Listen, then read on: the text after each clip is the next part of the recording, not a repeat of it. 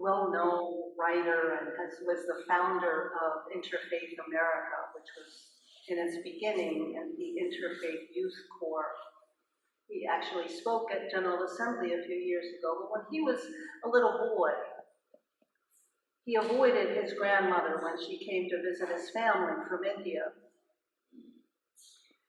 He would try to tiptoe across the living room floor because she usually sat there most of the day watching Hindi movies on TV. But she would always catch him and she would say, "Ibu, did you make your prayers this morning?" Then she would ask him to sit down and she would teach him painstakingly to remember word for word exactly the words of the Psalms of devotion of the Ismaili sect of Islam to which the family belongs. She wanted him to be a song leader in the congregation, and he says he was able to do that before he learned how to ride a bike. Still, he writes, as a boy and even as a young man, he was, like the child in our story, a little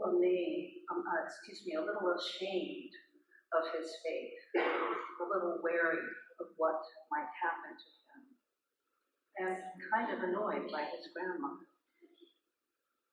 So 2 decades later, he was grown, still struggling with his faith identity and aspiring to be a Buddhist, although meditation never came easily to him. He traveled to India with his friend Kevin, a Jewish young man. They traveled together to India to visit his grandmother there. Now, Ibu was ready to immerse himself in his culture of origin, but that was too hard for him. There was too much traffic. He was too scared in traffic because it was not what he was used to. The level of poverty was hard for him to understand or accept. The idea that his grandmother, who lived alone, had 3 servants just to take care of her, and they slept on the floor, even though there were empty beds in the house. And they had been with her for decades. He writes now, many years later, pluralism isn't accepting the differences you like. One day, in his grandmother's house, he got home to her house and he saw a young woman there. She didn't look well, she looked pale, she looked sad and frightened. She was wearing a nightgown that was too big for her. And he asked his grandmother, who is this woman? What is her name? And she said, well, we don't know her name, but we're going to call her Anissa. She's being abused by her father and her uncle, so we're going to keep her safe here and help her find a good life somewhere else. A good, safe life. And he said, Grandmother, you can't do that. You can't just let a stranger into her house. What if those people who are abusing her, what if they get angry and they find her and they come in, they could hurt you?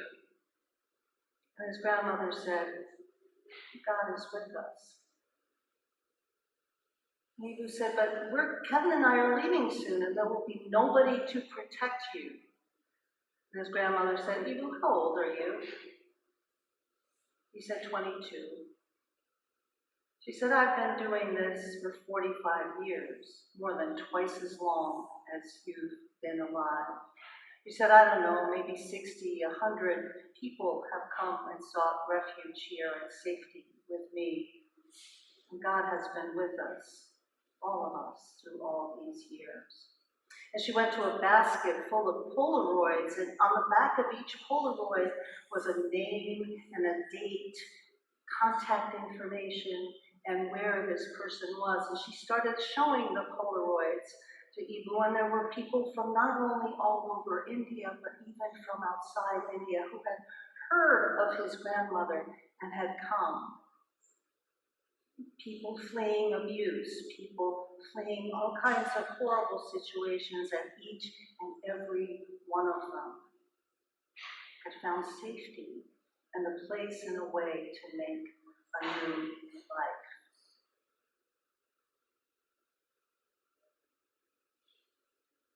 When he was a boy, his grandmother taught him how to do faith, how to say the words, how to acquire the discipline of prayer, the practice of prayer.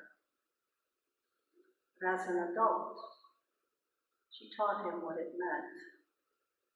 She taught him with her example what it meant. Finally, he asked her, "Why do you do it?" She said, "I am Muslim. That is what we do." As I read that part of his book, which is a beautiful book called Acts of Faith, I thought to myself, when would I say that about myself as a Unitarian Universalist? Right? I might say it on the day I got arrested in an airport for protesting how they were treating the contract workers. Why did you do that, Mom? Because I'm a Unitarian Universalist. I might say it in Tijuana when I went to help, little bit of help that I could do at the border, and I was doing weddings for people of different faiths and no faiths. Why did you do it? Because I could do it as a Unitarian Universalist where other ministers could not in different faith traditions. Some of you may remember the wonderful musician Cat Stevens, who was kind of the troubadour of my generation. And in the 1970s, he converted to Islam. And the folks who had welcomed him into that faith and taught him that faith explained to him that music was not allowed, that music is unfaithful and distraction. And I won't tell you the joke that reminds me of, because this is a very serious joke that I'm asking later. So he stopped making music. And then in the early 1990s, the war in the Balkans, after the disintegration of Yugoslavia broke out, and Bosnian Serbs carried out a horrific campaign of genocidal execution and then extermination, basically of Bosnian Muslims. And the world seemed to not care. More than 100,000 deaths, children, it was awful, and some of the killing fields haven't even yet been discovered all this time later. And an envoy came from Bosnia to Cat Stevens, whose new name is Yusuf Islam, and said, "Please use your gifts and use your fame to do something to get help for our siblings." And he said, "I can't do that. Our faith does not permit it." And then he was taught something different. And he learned and heard that no, not for all Muslims, that is not the case. And that in fact, for many Muslims, music is another sacred way to express one's devotion.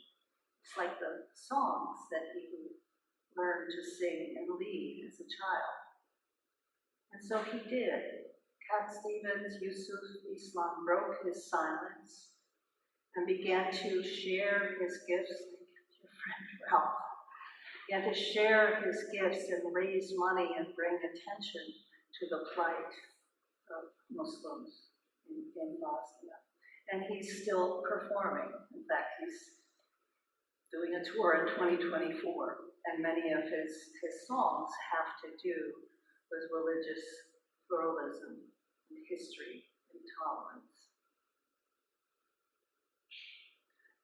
Friends, pluralism, religious pluralism, I've said this before, you've heard me say it, is the foundation of our faith.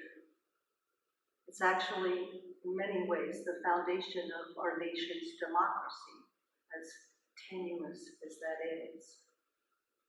And I would guess that any one of you, if I asked you, you would say to me, of course, religious pluralism or political pluralism, those are the right things.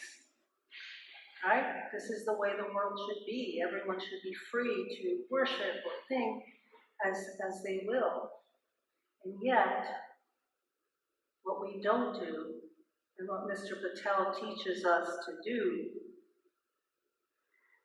hopes that we will do, is to actually go a step further and fight for that. To actively be inclusive, actively be welcoming, actively push back when we see pluralism and intolerance, and in this case, religious hatred, take place around us. It's happening in our time, but this ideal is disappearing. So I say to you, as I close this morning, I invite us to think about how important this is for the world, for our nation. Even in India now, Narendra Modi, the current Prime Minister, made his political career on discrimination and hatred of Muslims. It's not even a nation of India where the vision of Gandhi was a pluralist nation with all to have freedom. Not just for the world, my friends, but for this congregation, for our faith community, where there are different opinions, different experiences, different attitudes towards this whole huge question of faith. Amen. Ashe. Blessed be.